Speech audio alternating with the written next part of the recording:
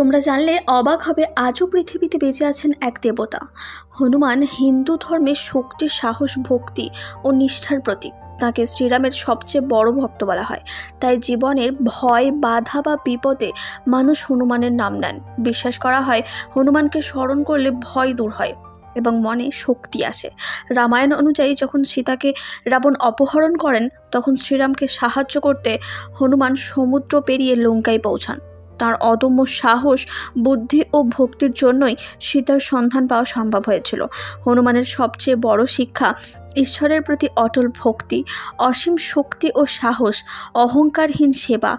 আর সবচেয়ে আশ্চর্যের কথা, হনুমানকে চিরঞ্জীবী বলা হয়। মানে বিশ্বাস করা হয় তিনি কখনো মারা যাননি, এখনও জীবিত আছেন। পুরাণ মতে যেখানে রাম নাম উচ্চারণ করা হয় সেখানেই নীরবে উপস্থিত থাকেন হনুমান। তাই বলা হয় ভক্তি দিয়ে ডাকলেই তিনি শুনছেন। তুমি কি বিশ্বাস করো? কমেন্টে জানাও, ইয়েস অর নো। ধন্যবাদ।